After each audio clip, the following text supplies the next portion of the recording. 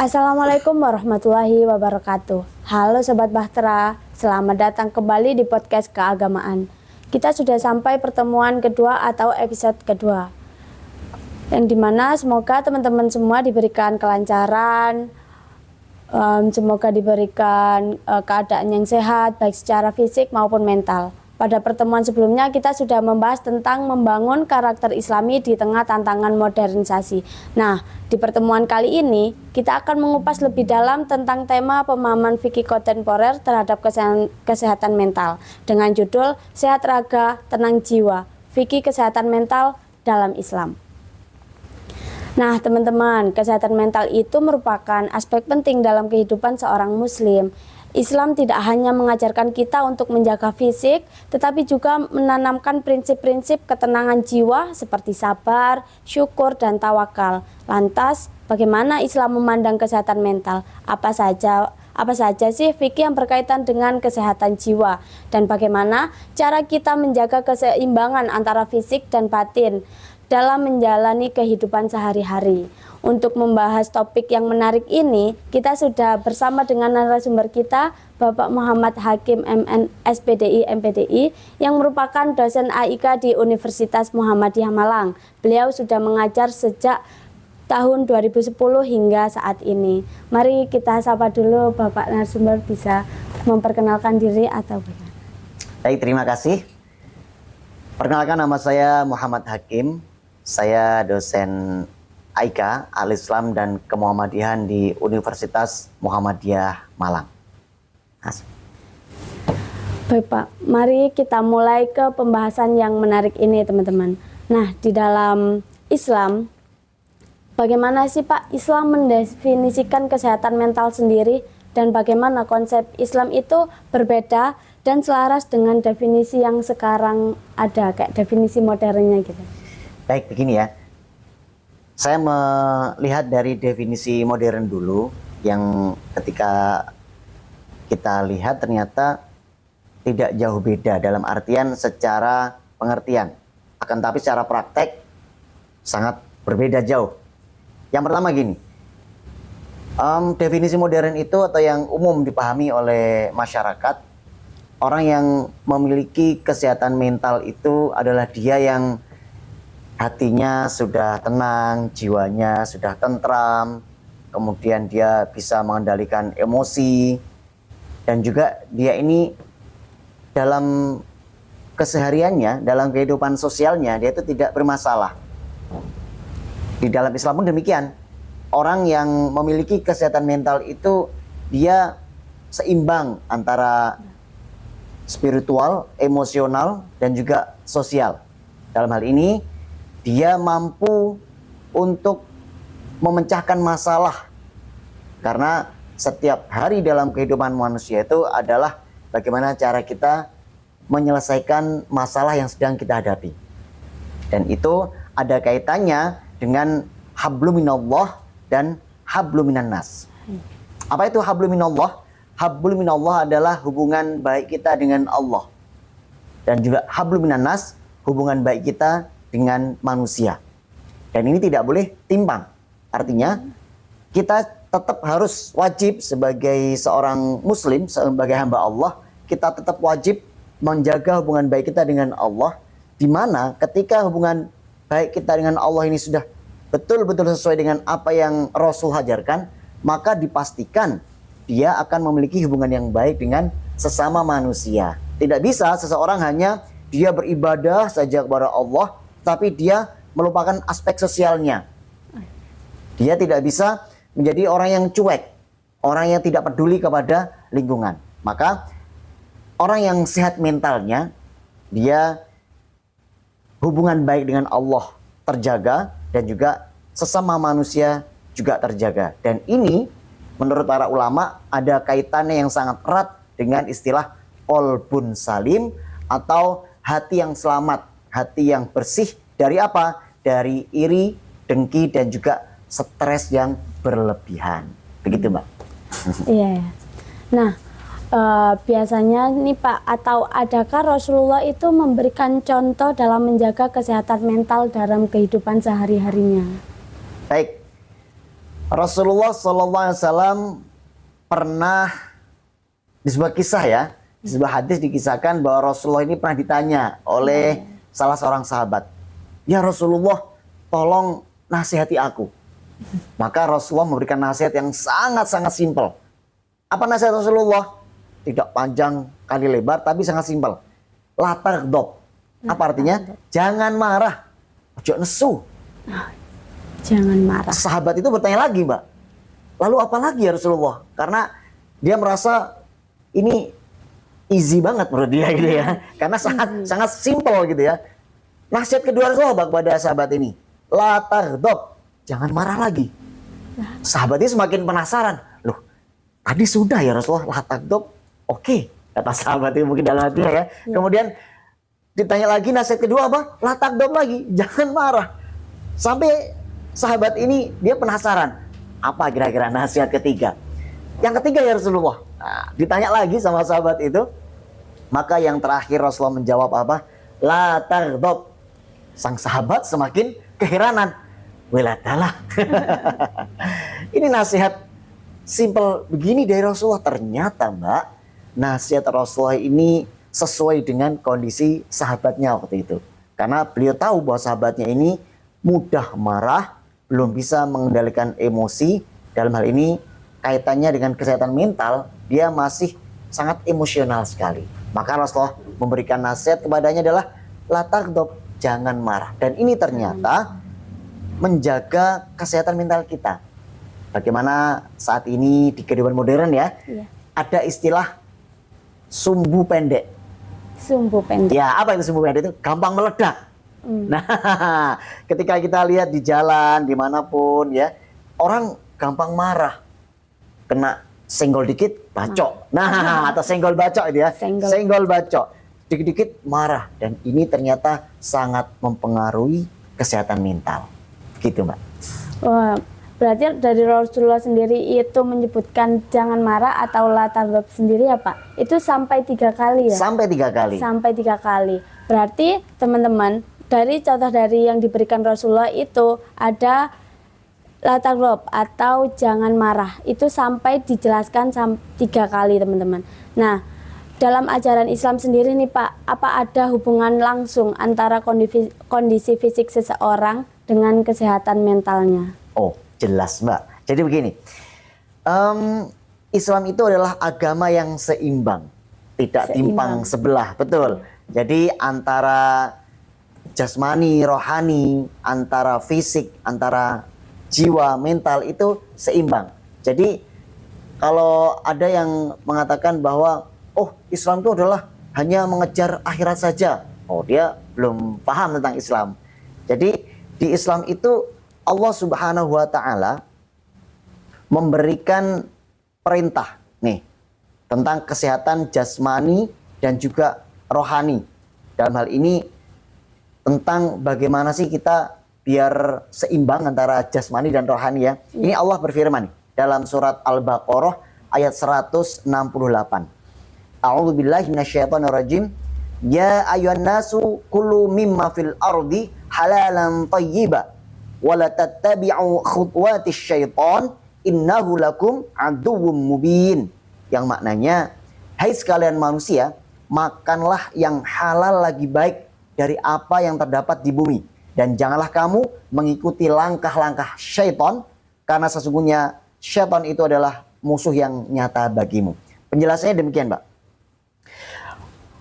Bahwa Allah perintahkan kita untuk makan yang halal dan baik, halalan thayyiban. Yang halal sudah jelas ya, sesuatu yang Allah halalkan, ada kaitannya dengan hukum halal dan haram. Nah, sekarang yang thayyib. Thayyib itu artinya apa? Thayyib itu artinya baik.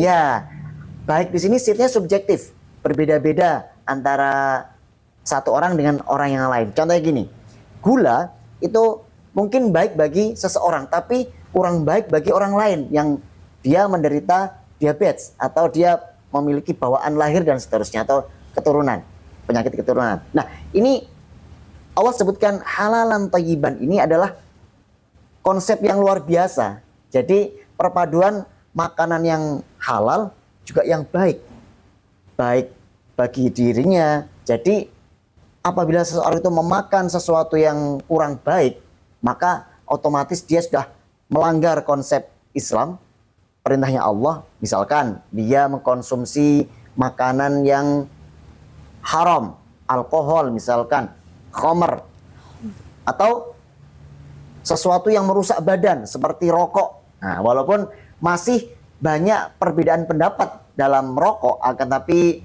ketika kita merujuk kepada fatwa ulama Muhammadiyah bahwa rokok adalah haram. Mengapa? Karena bisa membunuh diri sendiri atau merusak jasmani. Sehingga kembali ke pertanyaannya tadi, konsep dalam Islam tentang kesehatan mental itu juga berpengaruh atau ada pengaruhnya dari kesehatan fisik. Coba bayangkan Mbak, ketika seorang dia fisiknya lemah karena mungkin kurang olahraga, bisa jadi dia akan jadi orang yang tidak pede. Nah, ini kan kesehatan mental nih. Iya, Pak. Udah fisiknya lemah, dia menjadi tidak percaya diri. Akhirnya apa? Hubungan sosialnya terganggu. Nah, ini sangat berpengaruh dengan kesehatan mental. Artinya kesehatan jasmani dan rohani itu di Islam terpadu. Jadi tidak bisa dipisahkan. Berarti menjadi satu kesatuan yang utuh gitu ya Pak? Betul sekali Mbak. Iya. Nah, kalau di dalam Islam nih Pak, untuk pola hidupnya sendiri seperti makan, tidur, dan kebiasaan lainnya, itu berkontribusi sangat baik gitu ya Pak, berarti di dalam kehidupan kita sehari-hari. Betul sekali. Pola makan, pola tidur itu sangat berpengaruh kepada kehidupan seseorang. Kita lihat contohnya ya, kalau kita lihat kenyataan yang ada di lapangan. Di akhir-akhir tahun ini di Malang saja ya, itu sudah menjamur coffee shop. Nah, dan ini merangsang mahasiswa untuk apa? Untuk begadang. Saya sempat meneliti ketika saya pulang kajian, saya sengaja malam gitu ya, pulang kajian malam sampai setengah 12 gitu. Mahasiswa masih asik nongkrong di coffee shop. Iya, mereka entah apa yang mereka lakukan, saya kurang tidak meneliti secara langsung, tapi yang saya sekilas melihat, mereka banyak yang bermain game, kemudian mereka mungkin ada sebagian yang positif ya, seperti mengerjakan tugas, diskusi dan lain-lain. Akan tetapi ketika jam malam sudah dilanggar, artinya dia begadang sampai larut malam, bahkan sampai pagi begitu ya, kesehatan fisiknya ini akan terganggu. Dan ini mempengaruhi kesehatan mental. Seperti itu. Artinya pola tidur yang tidak teratur akan mempengaruhi kesehatan fisik dan mental. Jadi dua sekaligus nih. Sangat berbahaya. Iya. Jadi pola tidur yang tidak teratur ini fisik dan mental yang kena. Karena Rasulullah sendiri dalam sebuah kisah itu beliau sangat tidak suka untuk ngobrol sampai larut malam. Artinya setelah sholat isya itu beliau tidur, nanti beliau bangun tengah malam untuk melaksanakan tahajud. Dan ini Masya Allah pengaruhnya luar biasa kalau dalam Islam ya. Selain fisiknya kuat, mentalnya luar biasa. Gitu. Jadi ya teman-teman, dikurangi ya begadangnya, karena begadang itu mempengaruhi kesehatan mental juga fisiknya teman-teman. Nah, kalau bagaimana sih Pak keimanan kepada Allah itu dapat membantu seseorang menghadapi stres, kecemasan, dan depresi seperti itu? Baik, begini. Dalam Al-Quran, surat Ar-Ra'd ayat 28, ini ayat yang sangat populer, sangat terkenal, sering disampaikan oleh para da'i khatib di mimbar ya. Seperti ini bunyinya. Alladzina amanu wa tatma'innu qulubuhum bidzikrillah. Ala bidzikrillahi tatma'innul qulub. Yang artinya orang-orang yang beriman itu hati mereka menjadi tentram dengan mengingat Allah. Kemudian Allah tegaskan lagi di sambungan ayatnya, ala bidzikrillahi tatmainnul qulub. Ingatlah, hanya dengan mengingat Allah sajalah hati itu menjadi tentram. Yang maknanya bahwa ketika seseorang merasa gundah, seseorang merasa gelisah, galau, satu pertolongan dari Allah yang berdasarkan ayat ini adalah kita berzikir kepada Allah, mengingat Allah. Bagaimana caranya mengingat Allah? Nah, ini ada caranya. Yang di Al-Quran ya, di Al-Quran surat Al-Baqarah ayat 153. Nah, ini dia. Ayat yang juga populer. Ya ayyuhalladzina amanu sta'inu bis-sabri was-shalah innallaha ma'as-sabirin. Jadi kalau kalian ingin hatinya tentram, hatinya tenang, itu yang pertama tuh sabar. Sabar ini dia mengingat Allah dengan cara, oh inilah takdirku. Misalkan dia sedang mengalami musibah ya, apapun musibahnya. Dia menerima dengan sabar dan juga dia melanjutkan dengan sholat. Nah, karena kunci dari kesuksesan seorang yang beriman, orang Islam itu adalah dari sholatnya, Mbak.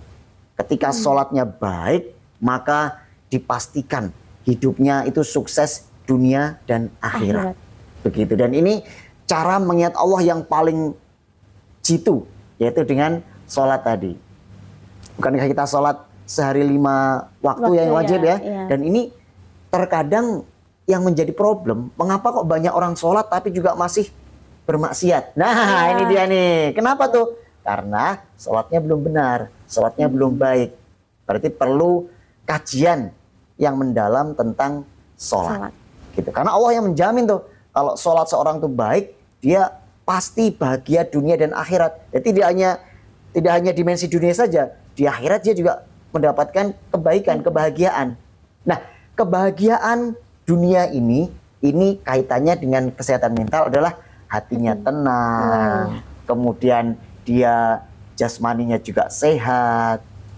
Artinya kehidupan yang dia jalani itu bisa dia hadapi dengan tenaga yang fit, dengan pikiran yang maksimal, seperti itu. Nah, untuk doa atau zikir yang dapat menjadi terapi bagi seorang yang mengalami tekanan mental atau emosional itu apakah ada, apa bagaimana, Pak? Gini, doa dalam Islam itu seperti yang Rasulullah dan juga Allah ajarkan langsung kepada Nabi Muhammad dan Allah abadikan dalam Al-Quran.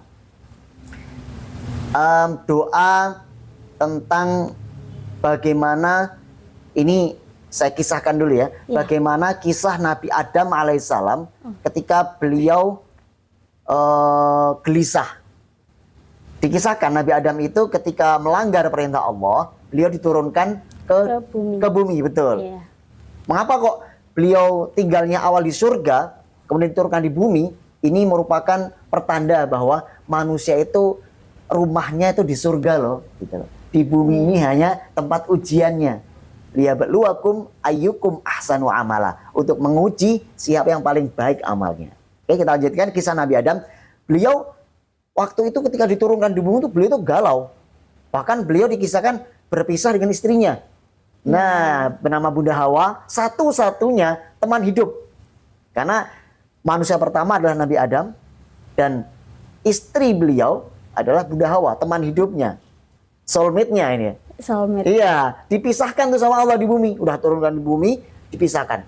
Beliau galaunya luar biasa.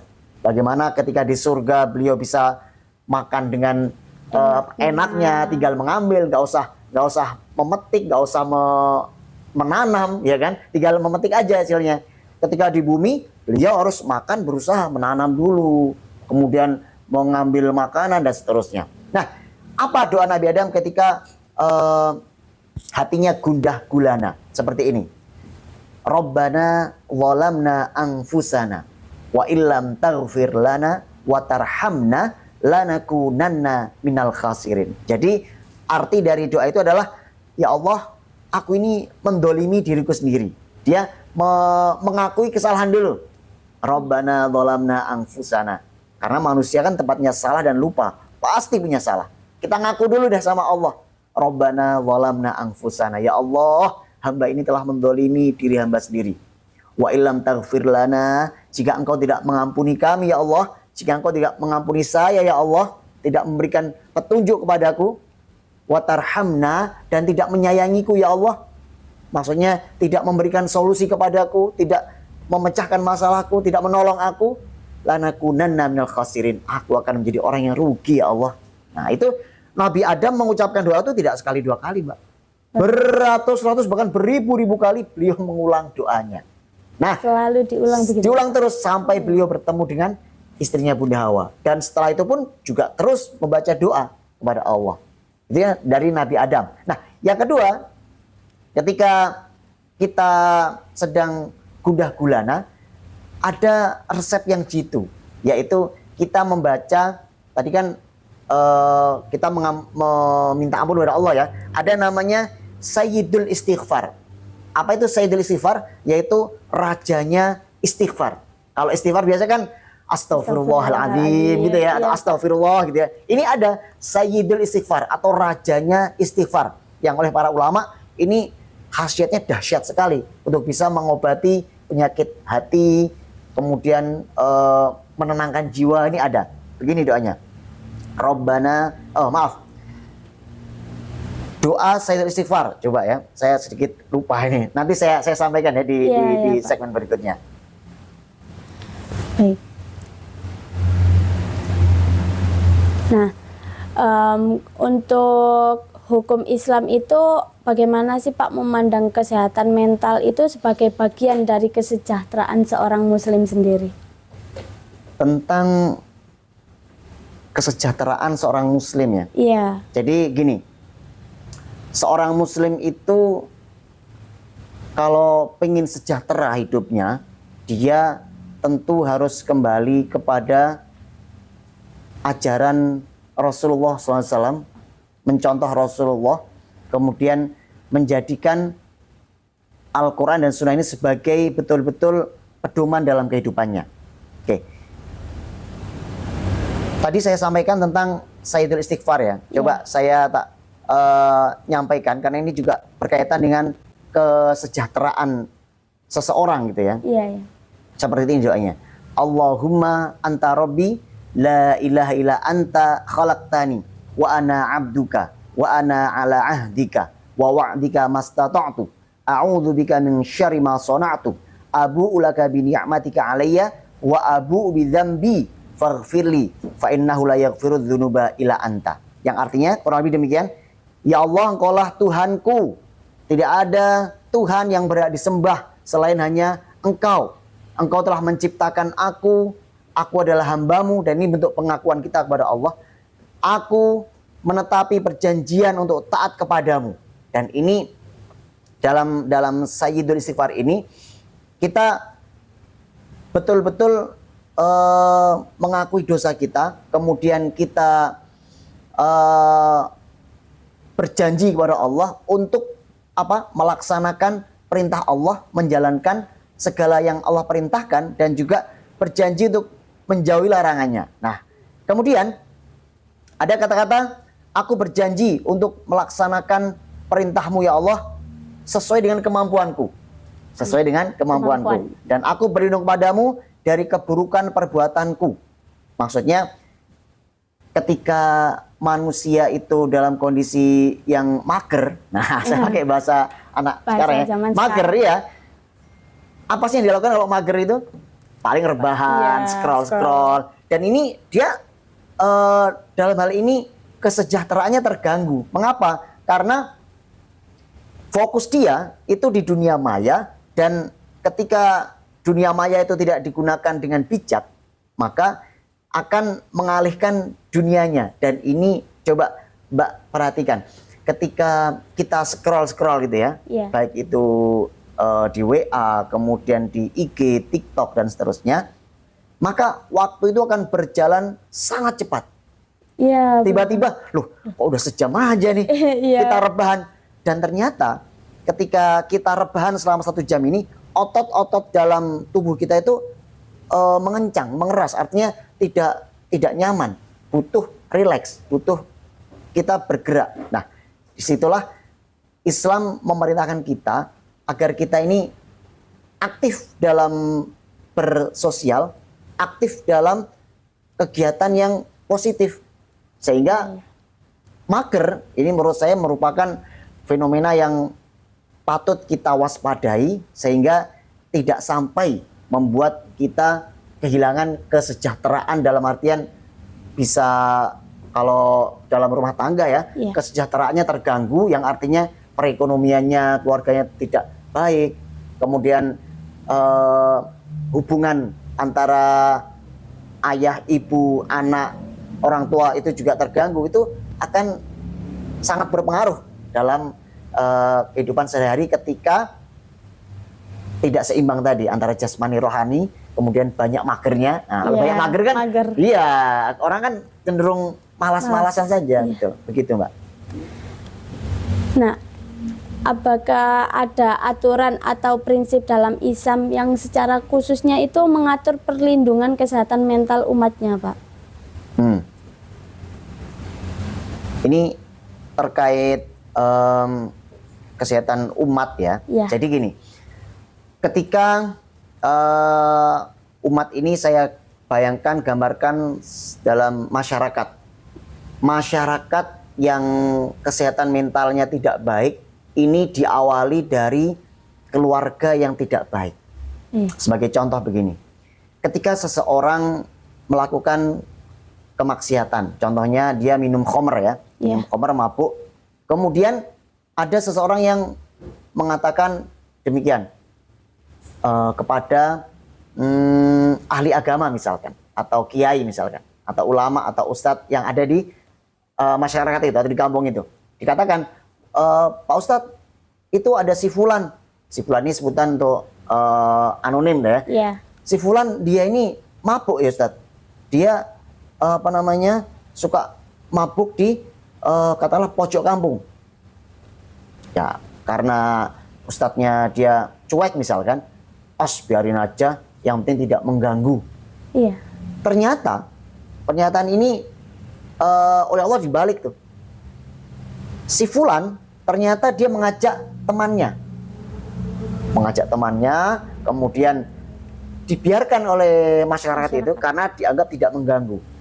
Semakin lama, berbulan-bulan, bertahun-tahun, akhirnya mereka yang minum khamr itu dari yang awalnya 1 menjadi 100, semakin banyak, sampai anak sang ustadz ini juga ikut-ikutan minum khamr. Ketika dikatakan, Pak Ustadz, Pak Kiai, itu banyak anak yang mabuk sekarang. Biarkan saja. Salah satunya anak jenengan. Loh, kok bisa? Nah, ini merupakan penyakit dalam masyarakat. Iya, ketika penyakit ini tidak segera diobati, maka jangan salahkan, orang yang baik pun juga akan terkena imbasnya.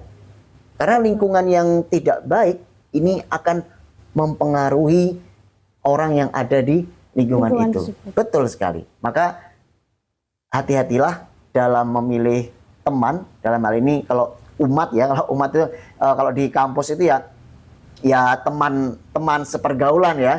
Hati-hati ketika circle-nya, betul. Maksud saya circle-nya itu.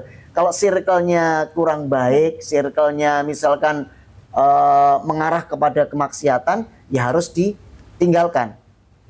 Carilah circle yang mengajak untuk ketaatan kepada Allah. Dan ini seiring, senada dengan apa yang Rasulullah sampaikan dalam sebuah hadis yang memiliki makna bahwa ketika kamu berteman dengan penjual minyak wangi, maka kamu akan mendapatkan aroma wangi dari minyak tersebut, minimal itu. Tapi sebaliknya, kalau kamu berteman dengan pandai besi atau tukang buat besi itu ini hanya gambaran saja, maka minimal kamu akan kecipratan dari besinya itu atau api yang ada dalam tempat dia membuat besi itu. Ini gambaran ketika kita berteman dengan orang yang baik, ya insya Allah kita akan menjadi orang yang baik juga. Ketika kita berteman dengan orang yang tadi mager, minum khamr dan seterusnya, ya kita akan ikut-ikutan. Betul sekali. Begitu, Mbak. Bahwa arus dari lingkungan pertemanannya gitu ya, Pak. Betul, begitu. Jadi kayak lingkungan keluarga, lingkungan masyarakat atau pertemanan itu berarti sangat mempengaruhi kesehatan yang ada di dalam diri kita, seperti itu. Iya, dan ini saya lihat anak-anak yang dia katakanlah dalam sosialnya ini dia kurang baik, dalam artian dia suka membuli teman, suka katakanlah berbuat yang tidak baik di lingkungan sekolah misalkan ya, itu berawal dari keluarga yang broken home. Orang tuanya cerai, kemudian di rumah suka bertengkar, si anak akhirnya kesehatan mentalnya terganggu, dia dilampiaskan di sekolah, dia membuli teman, marah-marah, dan ini saat ini sedang marak tuh. Iya, sekali. karena perceraian itu merupakan salah satu bibit di mana korbannya adalah sang anak. Dan anak ini nanti ketika trauma, bayangkan ketika dia trauma dengan pernikahan, bisa jadi dia akan melihat sosok yang misalkan sang ayah yang katakanlah suka memukul ibu, sang ibu yang dia suka membantah ayah, dan seterusnya. Complicated. Jiwanya terganggu, dia akhirnya pelampiasannya ke hal-hal yang negatif. Dan ini berpengaruh juga seperti snowball gitu kan. Bergulir terus, masyarakatnya jadi tidak baik seperti itu. Berarti kalau sudah kesehatan mental si anaknya ini terganggu kan nanti bakal berdampak ke lingkungan sekitarnya. Betul. Ya Pak ya. Jadi seorang muslim itu bolehkah untuk berkonsultasi dengan psikolog atau psikiater, dan bagaimana sih Pak Islam itu memandang pengobatan gangguan mental itu secara medis? Begini, Islam sangat agama yang sangat logis, rasional ya. Dalam artian ketika kita sakit ya pasti ada obatnya. Allah tuh menurunkan sakit juga menurunkan obatnya. Nah, kalau ketika kita sakit ya, maka yang kita tanyai adalah dokter, gitu ya, yang ahli dalam bidang kesehatan. Nah, ketika mental kita yang sakit, ini kalau dalam perspektif Islam ya, itu yang pertama harus kita temui adalah Sang Maha Pencipta kita. Jadi gini nih konsepnya nih, ada konsep yang terbalik nih dalam keseharian kita ya. Bagaimana terbaliknya? Misalkan kita sedang galau, sedang sakit bisa dikatakan mentalnya terganggu ya, atau kena mental gitu ya. Siapa sih yang kita cari pertama kali? Biasanya teman dekat, kita curhat sana sini, galau bla bla bla. Itu bisa jadi yang pertama, bisa jadi solusi, bisa jadi nambah masalah. Ketika kita curhat kepada orang yang tidak tepat, apa yang terjadi? Oh, aku tuh sedang kayak gini galau. Nah, teman kita juga sedang galau tuh ternyata. Aku juga lebih parah dari kamu. Artinya diadu nasib nih. Malah adu nasib. Mengadu nasib. Jadi semakin menambah beban pikiran, nggak selesai masalahnya, malah tambah bebannya tak bertambah. Nah, itu yang saya sebut kebalik. Baru ketika dia mentok, baru dia menghadap Allah, curhat kepada Allah. Nah, ini yang kebalik. Yang pertama kali harus kita lakukan ketika kita mengalami depresi, stres dan seterusnya, yang kita temui adalah harusnya Allah dulu. Kita sambat, curhat kepada Allah. Dan ini caranya gampang sekali.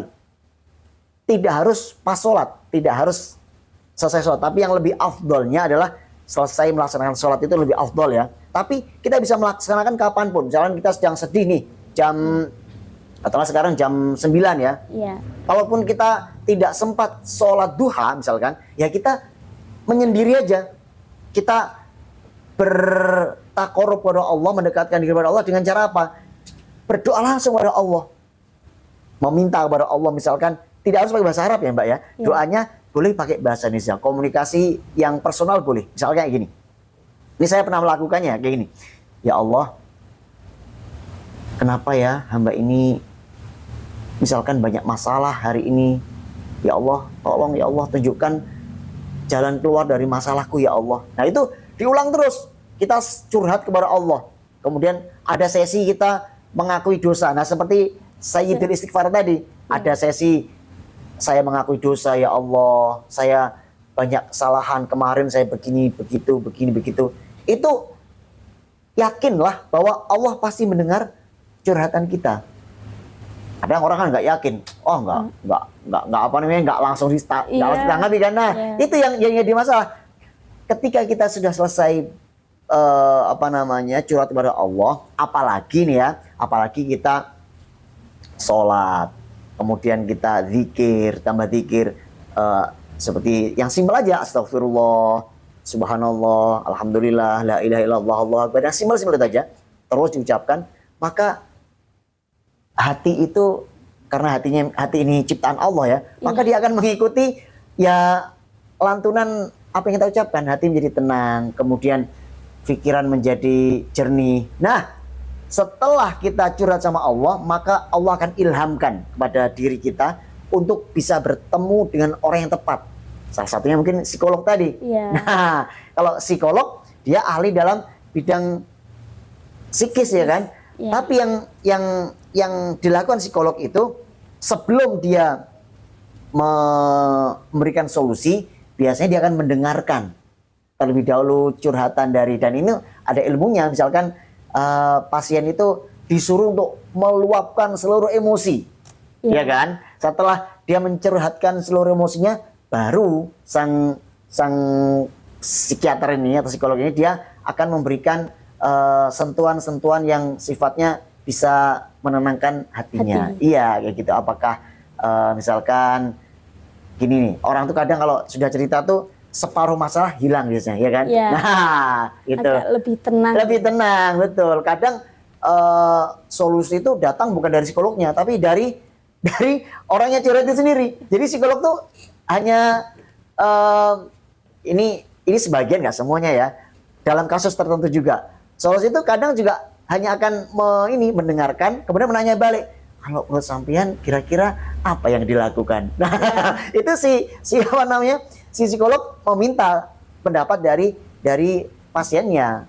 Karena mungkin dilihat pasiennya ini cerdas atau dia hanya butuh didengarkan. Nah, itu dia. Butuh didengarkan. Gitu, Mbak. Jadi sangat boleh sekali kalau dalam Islam kita datang ke ahli dalam ini psikiater tadi ya, ahli jiwa gitu. Ahli jiwa. Iya. Jadi untuk menjaga kesehatan mental sendiri itu selain kita datang ke psikiater atau psikolog tadi itu berarti kita juga harus mendekatkan diri kepada Tuhan gitu ya Pak. Betul sekali. Sholat dan lain-lain sebagai sarana kita untuk curhat ke Tuhan selain ke teman-teman kita sendiri. Betul, dan itu yang menurut saya yang pertama kali harus dilakukan. Karena biar tidak ini tadi ya, biar tidak ketukar tadi atau kebalik. Benar-benar. Nah, itu bagaimana sih Pak sholat dapat membantu seseorang dalam menenangkan pikiran dan hatinya? Tadi kan untuk menjaga itu kita bisa sholat, zikir, dan lain-lain. Seperti itu. Oke. Sholat tadi sudah saya sampaikan di awal bahwa dia itu, sholat itu mencegah dari perbuatan keji dan mungkar. Nah, sholata tanha anil fahsya'i wal mungkar di ayat lain. Dan seperti yang saya sampaikan di depan tadi bahwa orang yang melaksanakan sholat ya, itu dia akan mendapatkan ketenangan jiwa, ketenangan batin. Dan sholat ini merupakan satu-satunya ibadah yang akan dihisab pertama kali oleh Allah. Jadi amalan yang dihisab pertama kali nanti di yaumil qiyamah, di yaumil akhir, itu adalah sholatnya. Berdasarkan sebuah hadis yang menyatakan bahwa ketika sholat itu baik, maka amalan lain juga akan baik. Nah, makanya saya tadi sampaikan kan, mengapa kok banyak orang sholat tapi banyak maksiat? Nah, karena sholatnya sebatas hanya menggugurkan kewajiban saja. Sholat, yang penting sholat aja. Jadi sholatnya tidak membekas ke dalam hatinya, yang membuat dia bisa mengaplikasikan hikmah dari sholat yang ia lakukan. Contoh ini salah satu aja, ketika takbir Allahu Akbar, maknanya adalah Allah Maha Besar. Dan ketika kita meyakini bahwa Allah Maha Besar, maka sebesar apapun masalah kita, masih ada Allah yang Maha Besar yang akan memberikan kita solusi. Nah, mungkin itu kurang dimaknai oleh orang yang sholat, sehingga ketika dia punya masalah yang besar, seolah-olah dunia ini membencinya, seolah-olah dia merasa tidak ada yang mampu untuk menyelesaikan masalahnya. Padahal Mbak, di surat Al-Baqarah ayat terakhir itu Allah berfirman kayak gini, La yukallifullahu nafsan illa wus'aha. Ini Al-Baqarah ayat 286, ayat terakhir. Jadi ayat ini menegaskan bahwa manusia itu tidak diberikan ujian oleh Allah melebihi batas kemampuannya. Jadi dia ketika mendapatkan masalah itu, dia pasti bisa menyelesaikan dengan catatan tadi kan. Dia menjalani sesuai dengan yang Allah tunjukkan. Tadi sabar. Mengapa kok sabar dulu daripada sholat? Di ayat yang tadi saya bacakan, Al-Baqarah 153 itu, ya ayyuhalladzina amanu sta'inu bis-sabri was-shalah. Wahai orang-orang yang beriman, minta tolonglah kepada Allah dengan cara sabar dan sholat. Mengapa kok sabar dulu? Karena sabar ini cakupannya luas, Mbak. Bahkan sholat ini termasuk bagian dari sabar.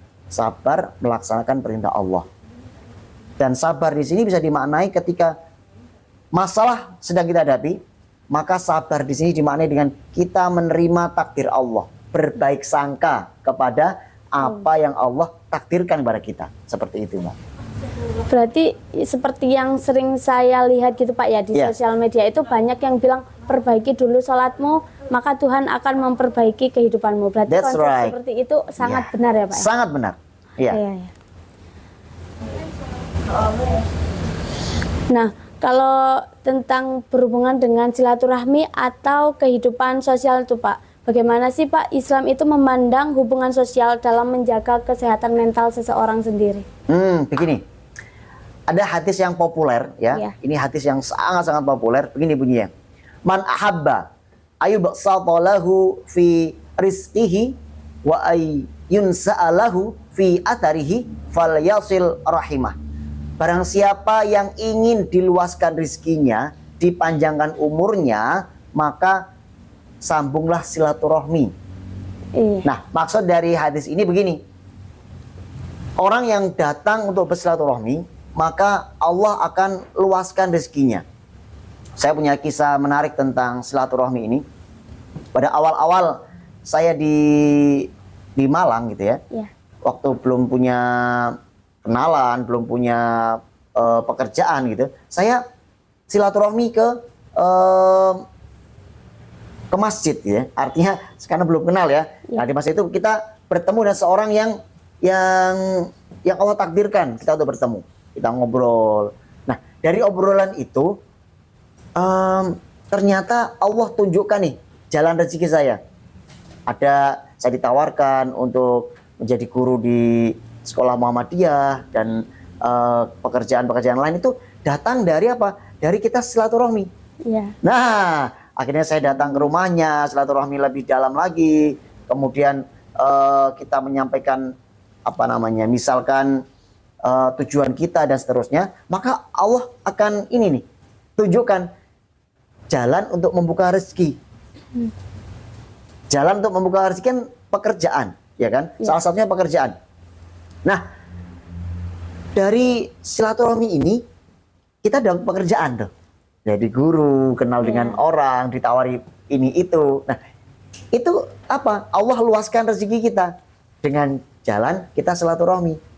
Hablum minan nas, hubungan kita dengan manusia. Dan itu betul sekali.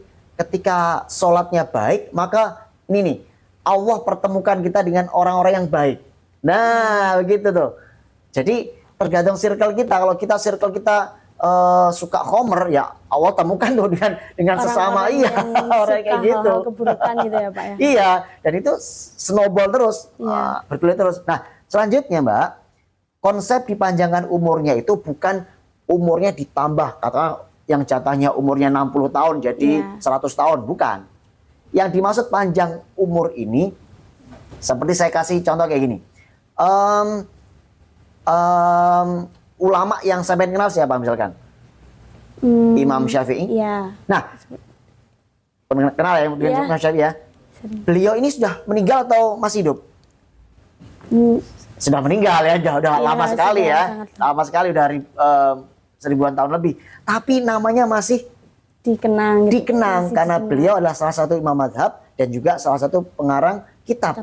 Nah, seperti Al-Bukhari ya. Beliau mengarang kitab hadis, bukan mengarang ya, menyusun menyusun kitab hadis. Karena jasanya walaupun beliau sudah meninggal tapi tetap kitabnya tetap dipelajari, dibahas sekarang. Itu panjang umur tuh gitu maksudnya. Nah, panjang umur dalam kebaikan. Beda kalau panjang umur dalam keburukan. Oh, si A ini terkenal dengan kasus korupsi. Ketika dia udah mati ya, itu yang dibawa ya kan. Oh, ternyata dia terakhirnya korupsi gitu. Nah, itu yang dikenang. Maka silaturahmi ini bisa meluaskan rezeki dan memanjangkan usia, panjang umur gitu ya. Seperti itu. Dan salah satunya panjang umur ini juga terkait dengan kesejahteraan, kesehatan mental. Ada yang namanya orang yang dia tuh hidup tapi dia tuh mati. Bagaimana tuh Pak? Nah, gini. Kalau di falsafah Jawa itu ada istilah urip iku urup. Hidup itu menyala. Menyala abangku. Maksudnya gini, menyala itu kan memberi manfaat ke orang lain. Nah, dia tuh hidup tapi mati, nggak bisa memberi manfaat apa-apa pada orang lain. Bahkan kepada dirinya pun dia nggak bisa. Dia terkesan ingin memusnahkan diri sendiri dengan cara dia tadi rebahan, scroll, dia bermalas-malasan sampai akhirnya, Mbak, ini nanti ada kaitannya dengan sosial media ya. Sosial media itu luar biasa. Pengaruhnya dalam kehidupan seseorang. Bisa merusak hati, bahkan pikiran. Itu, Mbak. Nah, itu tuh untuk tips nih Pak, menjaga kesehatan mental menurut ajaran Islam. Apa saja sih Pak kebiasaan Islam yang bisa diterapkan dalam kehidupan sehari-hari untuk menjaga kesehatan mentalnya? Selain dari mungkin tadi yang sudah Bapak jelaskan untuk memperbaiki sholatnya, berzikir, dan lain-lain. Baik. Ada tips-tips yang simple ya. Ini yang untuk biar mental kita tetap sehat gitu ya. Yang pertama tentu kita memperbanyak zikir kepada Allah.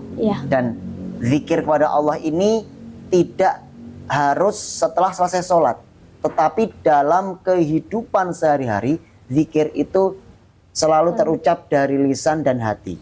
Ada sebuah kisah menarik. Seseorang dia itu penjual roti. Nah, ketika menjual roti, dia selalu membaca zikir dalam hatinya.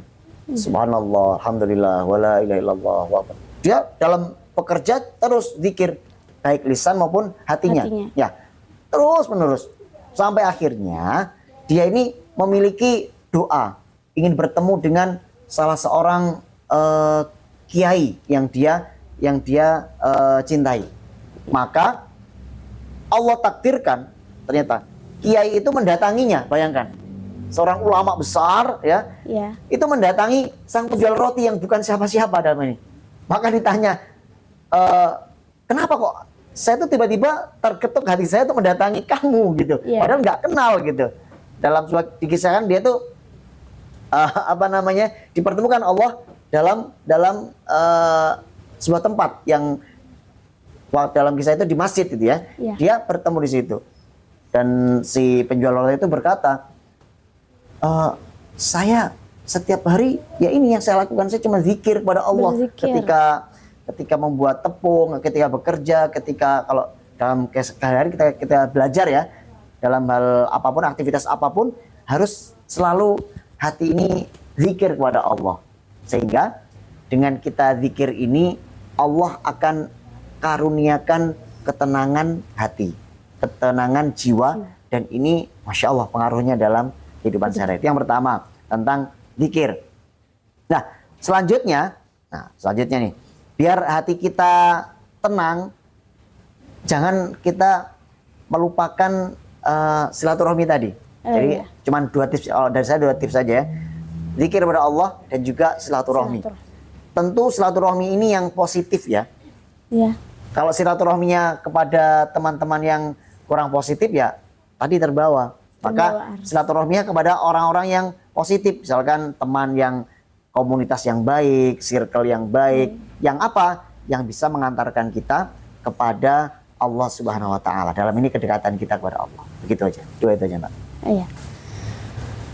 Nah, untuk yang terakhir nih Pak ya, mungkin pembahasan terakhir. Bagaimana sih Pak Islam itu mengajarkan cara untuk menghadapi stres dan beban pikiran agar tetap tenang, sabar, menjalani kehidupan sehari-hari itu tadi? Baik.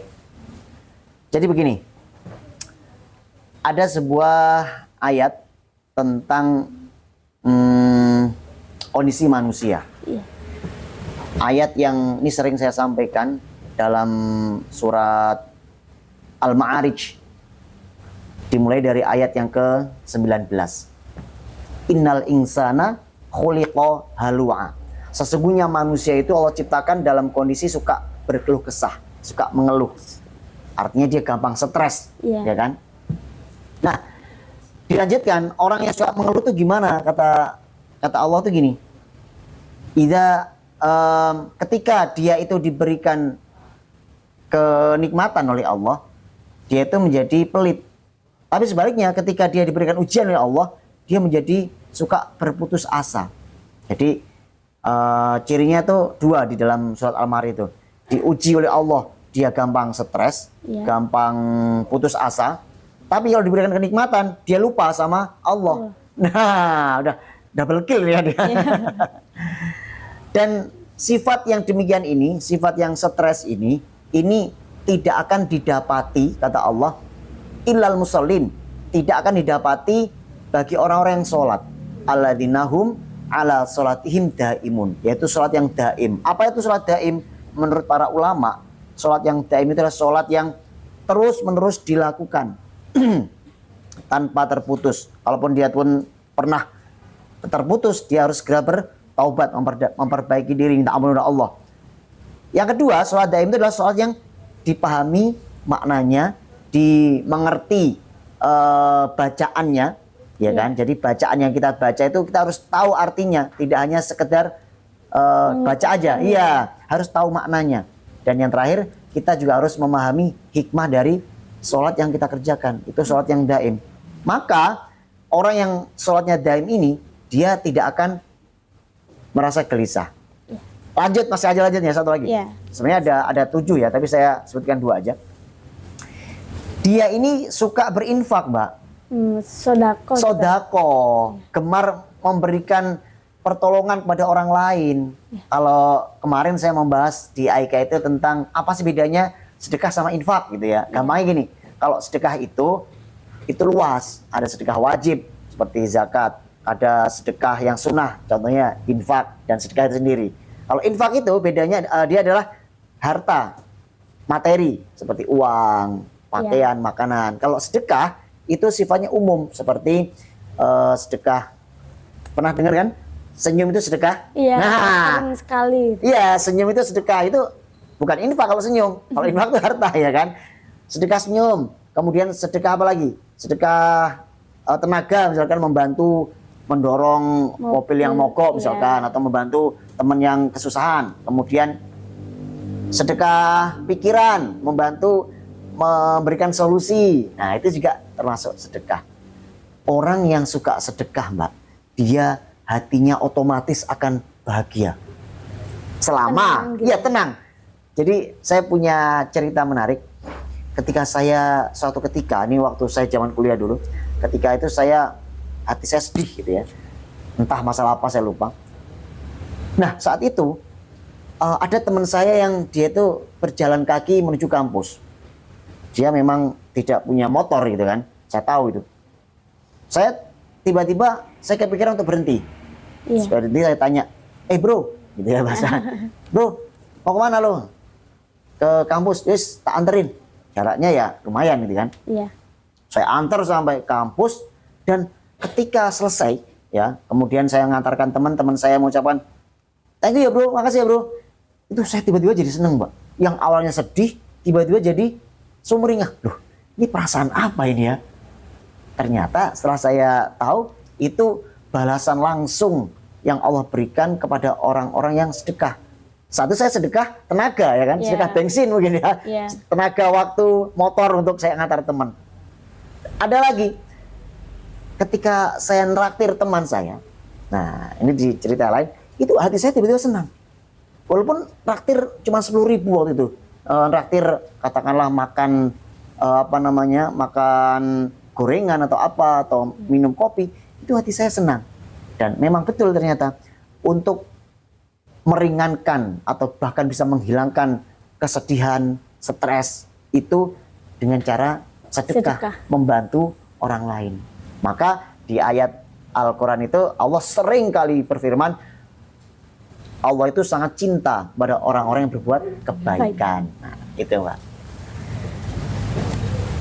Nah berarti dari selain kita harus sering berzikir, memperbaiki sholat atau sholat dengan benar, itu berarti kita juga harus sedekah, entah itu dengan materi atau tenaga yang bisa kita berikan gitu ya Pak. Betul sekali Mbak. Saling menolong sesama umat muslim gitu tentunya ya. Iya, karena memang Allah itu sangat suka sama orang-orang yang suka menolong. Suka menolong. Nah teman-teman, dari diskusi kita hari ini tentang sehat raga, jiwa tenang, fikih kesehatan mental dalam Islam itu, kita bisa menarik beberapa poin penting nih. Nah jadi Islam tidak hanya mengajarkan kita untuk menjaga kesehatan fisik, tetapi juga menekankan pentingnya ketenangan jiwa. Tadi juga sudah diberikan dalil-dalil dalam Al-Quran atau ayat-ayat yang banyak membahas tentang ketenangan hati, kesabaran, dan bagaimana cara mengelola stres dalam hidup kita. Untuk Islam sendiri juga membolehkan umatnya untuk mencari bantuan profesional dalam menangani masalah kesehatan mental itu sendiri loh. Selama itu tidak bertentangan dengan syariatnya. Pergi ke psikolog atau psikiater itu bukan tanda kurangnya iman, melainkan bentuk ikhtiar yang dianjurkan gitu ya Pak. Dari yang mungkin kita awalnya hanya curhat kepada Allah, berdoa, sholat, tapi ternyata kita masih membutuhkan bantuan orang lain untuk menenangkan hati dan pikiran kita. Nah, ibadah seperti sholat, zikir, membaca Al-Quran, serta menjaga silaturahmi itu dapat menjadi terapi jiwa. Selain itu, sikap sabar, syukur, dan tawakal membantu kita menghadapi tantangan hidup dengan lebih tenang. Nah, Sobat Bahtera, kesehatan mental itu adalah anugerah yang harus kita jaga ya. Dalam Islam, ketenangan jiwa itu tidak hanya diperbolehkan dari kesejahteraan fisik, tetapi juga dari kedekatan kita dengan Allah Subhanahu wa Ta'ala. Jika hari ini terasa berat, ingatlah bahwa setiap ujian pasti ada hikmatnya. Setiap cobaan pasti ada jalan keluarnya, dan setiap sakit pasti ada obatnya. Dan Allah tidak membebani hambanya di luar batas kemampuannya. Mungkin itu saja pembahasan kita pada kali ini. Selamat menjalani hari-hari berikutnya, dan semoga kita bertemu lagi di episode selanjutnya, tentunya dengan tema yang menarik juga seperti sekarang dan dengan pemateri yang menarik juga. Sekian, terima kasih. Wassalamualaikum warahmatullahi wabarakatuh. Waalaikumsalam warahmatullahi wabarakatuh. Terima kasih ya Bapak. Ya, sama-sama.